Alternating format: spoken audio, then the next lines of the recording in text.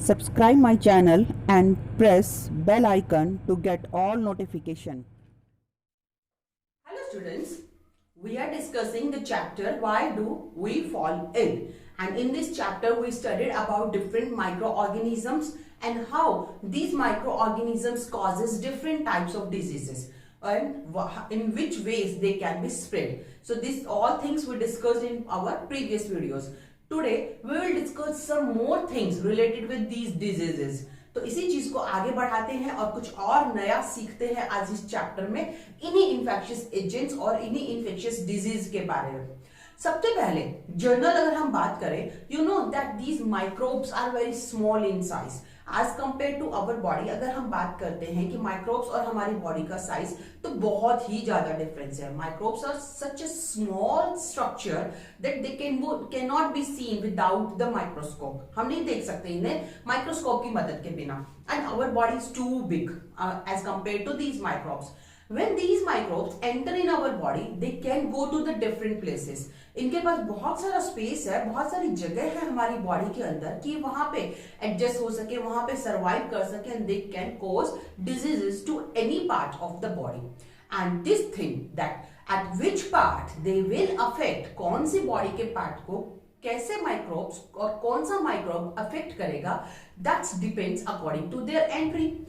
कैसे, यानी कि कहने का मतलब ये है कि कौन सा माइक्रोब कौन से बॉडी पार्ट को अफेक्ट करना है, ये चीज डिपेंड करती है उनकी एंट्री पे कि किस बॉडी पार्ट से, किस सोर्स से वो बॉडी के अंदर एंट्री कर रहे हैं। तो आज हम इसी चीज के बारे में बात कर रहे हैं, that is tissue specific and organ specific manifestation.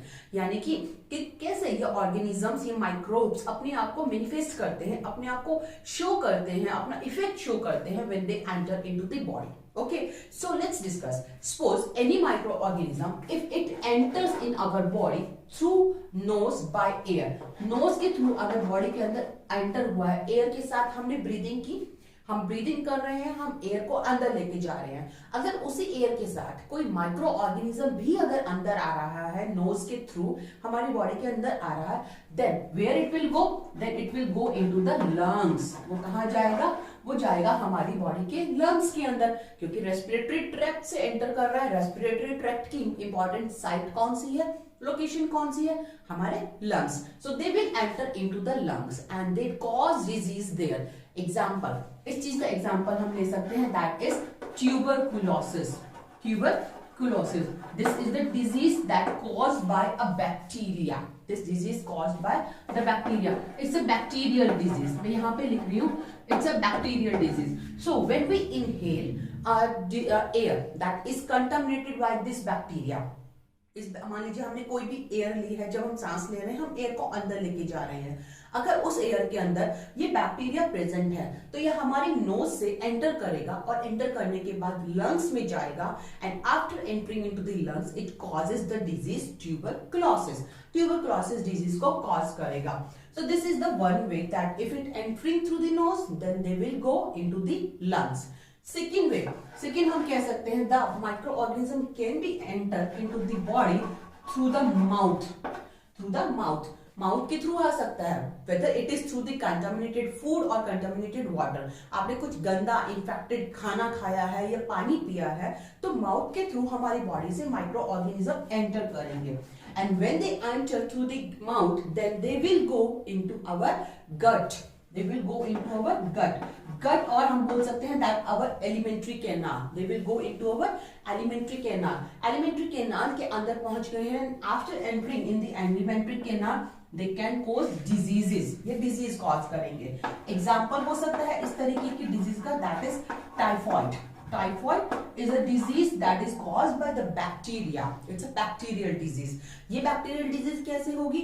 जब बैक्टीरिया हमारे गंदे खाने या पानी के साथ मुंह से अंदर एंटर करेगा और अंदर एंटर करने के बाद हमारी गट पे जाके डिजीज कॉज करेगा, टाइफॉइड। तो टाइफॉइड डिजीज जो है वो एक बैक्टीरियल डिजीज है जो बैक्टीरिया से हो रही है। इन द सिमिलर वे एक और एग्जांपल हम ले सकते हैं, that is jaundice. Jaundice, jaundice is a disease which can be caused by the virus. It is also a disease which is caused by the virus and this virus entered through our mouth के through अंदर enter करेगा and अंदर enter करने के बाद हमारी liver को affect करेगा. It will affect our liver क्योंकि वो भी हमारी एलिमेंट्री कैनाल के साथ ही रिलेटेड है, वहीं का पार्ट है. So it will also affect our liver and it cause a disease that is the jaundice disease. Now next हम कह सकते हैं, यहाँ पे हमने 2 एग्जांपल्स देखे हैं जिससे हमें पता चल रहा है कि जिस भी रास्ते से या जिस भी पाथ के थ्रू, जिस भी एंट्री पॉइंट के थ्रू माइक्रो ऑर्गेनिज्म एंटर करते हैं, उसी के अकॉर्डिंग वो उस डिफरेंट बॉडी पार्ट्स को या डिफरेंट बॉडी ऑर्गन्स को इन्फेक्ट करेंगे, वहीं पे जाके वो डिजीज कॉज करेंगे. But in the case of HIV, now we are discussing some more thing.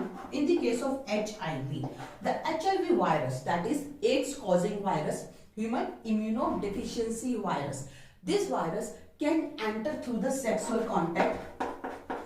Different ways हमने इसके पढ़ चुके हैं, कैसे कैसे HIV वायरस बॉडी के अंदर एंटर करता है. It can cause enter through the sexual contact and then it can be spread all over the body through the lymph nodes.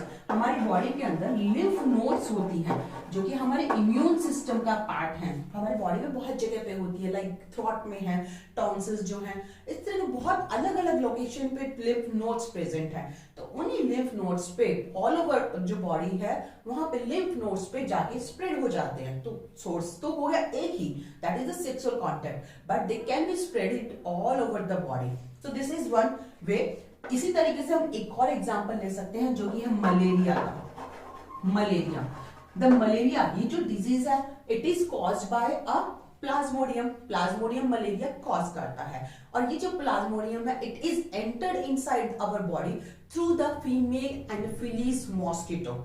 When female anopheles mosquito bite to suck the blood of the human being, it releases these plasmodium. तो female Anopheles ने हमें bite किया, Plasmodium blood के अंदर release किए. तो यहाँ पे एंट्री कहाँ से हो रही है मलेरिया पैरासाइट की? Through the blood. ब्लड के थ्रू एंटर हो रहे हैं, बाइटिंग के थ्रू एंटर हो रहे हैं, मॉस्किटो की बाइट से एंटर हो रहे हैं हमारे ब्लड के अंदर.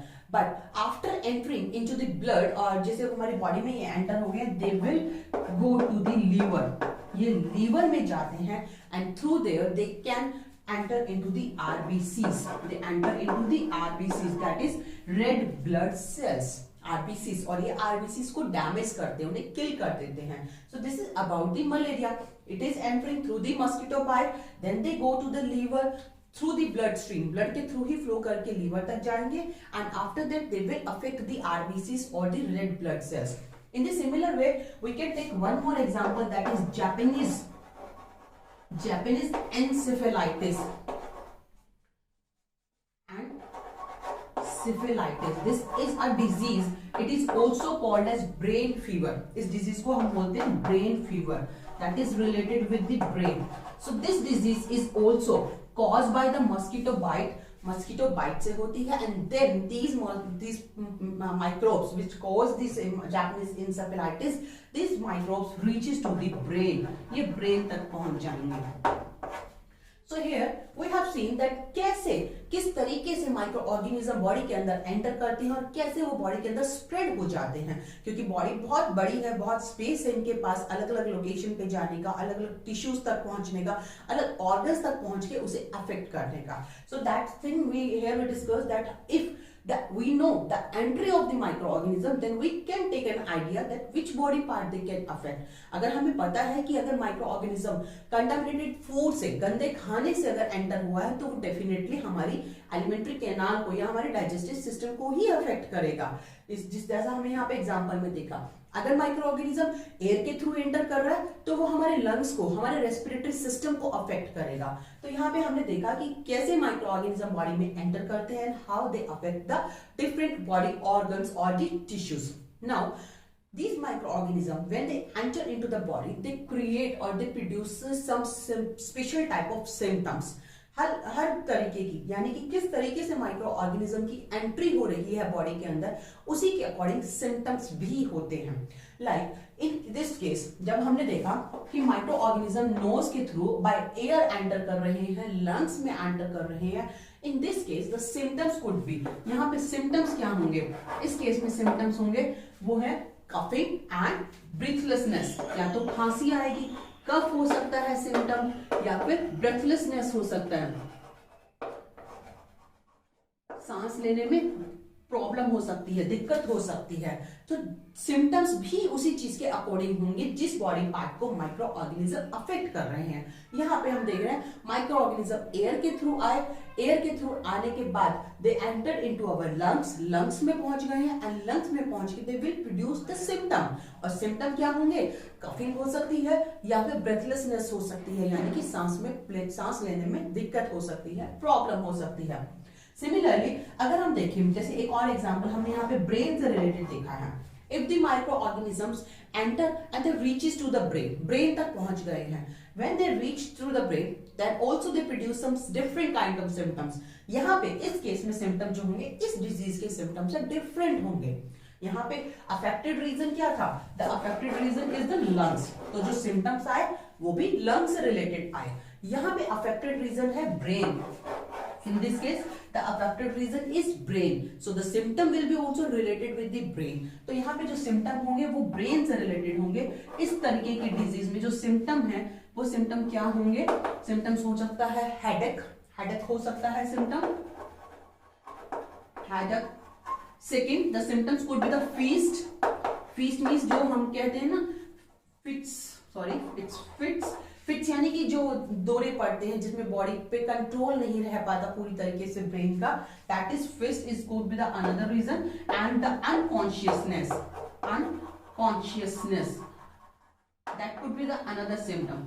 सो कहने का मतलब यहाँ पे है कि किस बॉडी पार्ट से किस तरीके से माइक्रो ऑर्गेनिज्म बॉडी के अंदर एंटर कर रहा है, that will affect the according, उसी के अकॉर्डिंग डिफरेंट ऑर्गन्स और डिफरेंट टिश्यूज को माइक्रो ऑर्गेनिज्म अफेक्ट करेगा and they will produce science and symptoms also accordingly there entry point. यहाँ पे सिमिलरली अगर इसी तरीके का एक और एग्जांपल हम देखें, यहाँ पे जब एलिमेंट्री कैनाल में यानी कि माउथ के थ्रू एंटर किया है, गट में पहुंच रहा है, then also the symptoms related with the gut, हमारे डाइजेस्टिव सिस्टम से रिलेटेड सिम्टम्स यहाँ पे माइक्रो ऑर्गेनिज्म प्रोड्यूस करेगा।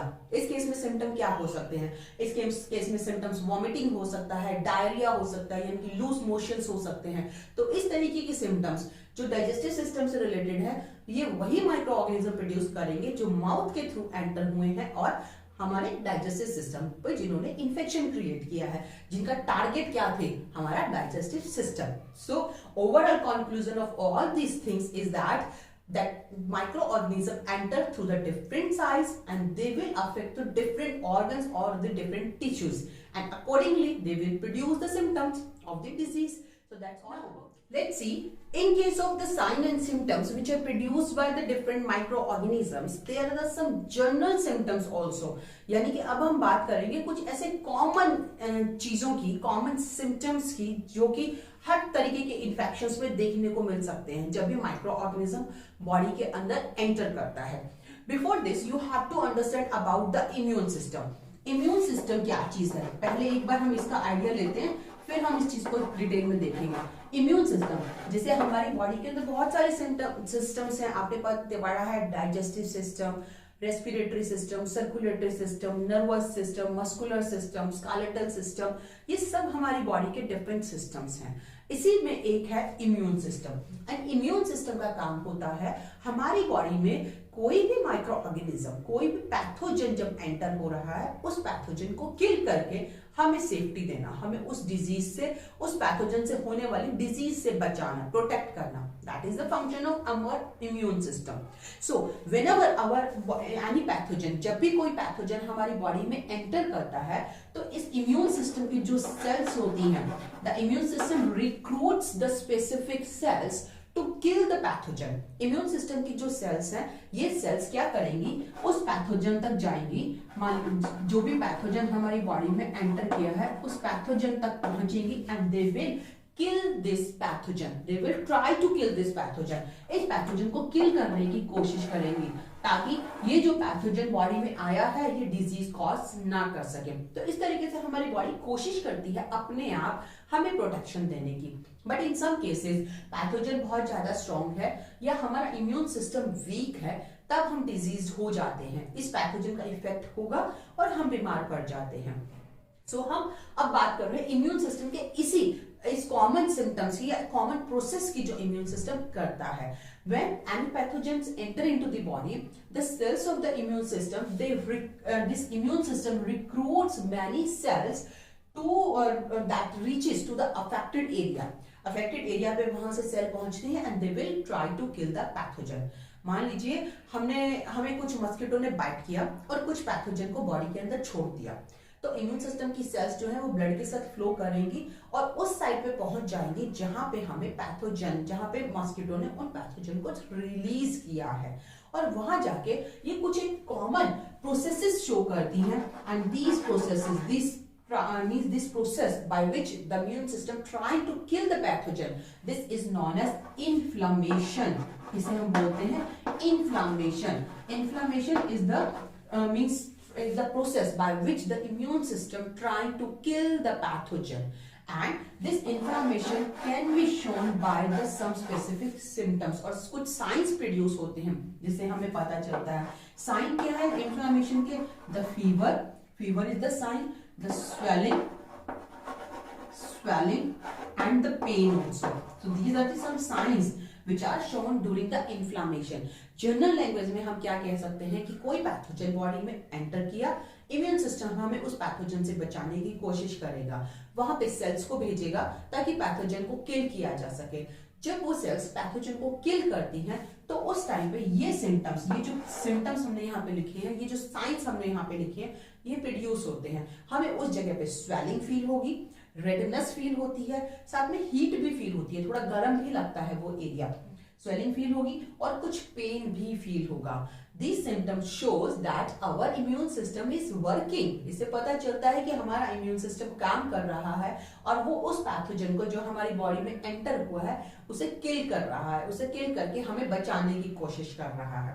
So this is about our pathogen, means our immune system, working of our immune system. कैसे हमारा immune system हमें protection देता है. But now most important thing, in the case of HIV और AIDS, HIV और AIDS यानी कि HIV virus जो है वो AIDS डिजीज जब कॉज करता है, इस डिजीज के अंदर हमारा इम्यून सिस्टम जो है वो वीक हो जाता है. इस वायरस का काम क्या है? HIV वायरस का काम क्या है? This HIV virus, it kills the cells of immune system. This virus kills or they destroy the cells of immune system. Immune system की सेल्स को खत्म कर देता है, डिस्ट्रॉय कर देता है. अब जब सेल्स डिस्ट्रॉय हो गई हैं तो पैथोजन से प्रोटेक्शन कौन करेगा? सेल्स ही नहीं है तो प्रोटेक्शन नहीं हो पाती. इन दिस सिचुएशन छोटी छोटी जो डिजीजेस भी होती हैं वो सिवियर बन जाती हैं. यानी कि अगर नॉर्मल से अगर कोल्ड हुआ है इस तरीके के पर्सन को जिसमें HIV का इंफेक्शन है, severe cold it turns into the pneumonia. Severe cold, छोटा सा भी अगर कोल्ड है तो वो न्यूमोनिया में कन्वर्ट हो जाएगा. थोड़ा सा अगर एलिमेंट्री कैनाल में इंफेक्शन है, गट में अगर इंफेक्शन है, गट इंफेक्शन अगर है तो वो किसमें कन्वर्ट हो जाएगा? डायरिया में कन्वर्ट हो जाएगा. उसे डायरिया हो सकता है और इसमें साथ में ब्लड लॉस भी होगा. ब्लड लॉस भी होता है डायरिया के साथ साथ. यानी कि कंडीशन जो है वो क्रिटिकल होती जाती है. बहुत सारी डिजीजेस जो है उस इन्फेक्टेड पर्सन को घेर लेती हैं. And overall due to these different kinds of diseases, इतनी डिफरेंट डिजीजेस हो रही है, इतनी सीवियर डिजीजेस जो हो रही हैं, इन सब का रिजल्ट क्या है? The death of the infected person. So this is about this disease HIV. हमने यहाँ पे देखा कि इम्यून सिस्टम जो है हमें प्रोटेक्शन दे रहा है by killing the pathogen. It sends the cells to kill the pathogen so that we can be protected. And this process is known as inflammation. These are the signs of the inflammation: fever, swelling, pain, redness. You can also write redness भी होता है, वो area red हो जाता है जहां पे inflammation हो रही होती है. तो इन चीजों से हमें पता चलता है कि हमारा इम्यून सिस्टम काम कर रहा है और इन पैथोजेंस को किल कर रहा है. But in the case of HIV, AIDS, immune system की जो cells हैं, they can get killed by the virus. Virus जो है इन cells को kill कर देता है. जहां पे छोटा सा इन्फेक्शन भी, छोटी सी डिजीज भी जो इन्फेक्शन होता है वो एक सीवियर डिजीज बन जाती है. थोड़ा सा कोल्ड हुआ वो निमोनिया में कन्वर्ट हो जाता है. थोड़ा सा गट का इन्फेक्शन हुआ, एलिमेंट्री कैनाल का इन्फेक्शन हुआ, it will convert into the diarrhoea with the blood loss. And overall result of all the diseases is the death of the patient. उसमें पेशेंट की डेथ हो जाती है. सो ये चीज हमने देखी। इसके अलावा सिवियरिटी डिजीज की जो सिवियरिटी होती है या डिजीज कितनी खतरनाक होगी, that also depends on the number of micro organism. Number of micro organism कैसे कह सकते हैं, अगर मान लीजिए किसी भी डिजीज में बहुत कम नंबर में माइक्रो ऑर्गेनिज्म एंटर कर रहे हैं, कुछ ही पैथोजन बॉडी में एंटर कर रहे हैं, तो हमारे इम्यून सिस्टम की सेल्स उन पैथोजन को बहुत आसानी से किल कर देगी। सिंपल सी बात है ना, एक तो कुछ आए हैं पैथोजन और हमारे इम्यून सिस्टम की बहुत सारी सेल्स हैं, तो वो सेल्स उस पैथोजन को आसानी से किल कर सकती हैं और हमें प्रोटेक्शन दे सकती हैं। So number of micro organism also depends on the severity of the disease. If number of pathogen is less, then disease can be the normal disease. Normal से disease हो सकती है जिससे हमारा immune system हमें आसानी से protect कर सकता है। But if the large number of pathogen enters in our body, मान लीजिए आपने बहुत ही गंदा खाना खा लिया जिसमें बहुत सारे बैक्टीरिया थे और वो बहुत सारे बैक्टीरिया एकदम से आपकी बॉडी के अंदर जाएंगे, तो हमारा इम्यून सिस्टम एकदम से अचानक उन सभी बैक्टीरिया को किल तो नहीं कर पाएगा ना, वो बैक्टीरिया अपना इफेक्ट शो करेंगे और हमें बीमार कर देंगे। So that also depends on the number of microorganism. If number of microorganism is low, then disease can be cured easily. बहुत आसानी से disease ठीक हो जाती है। But if the number of microorganisms are very high, उस case में जो disease होती है वो disease बहुत severe disease हो जाती है, यानी कि उस disease को ठीक होने में time लगता है। So here we discussed about these organ specific and tissue specific manifestation of these pathogens. In the next video we'll discuss about the principle of treatment and prevention. So keep watching, keep studying and keep learning.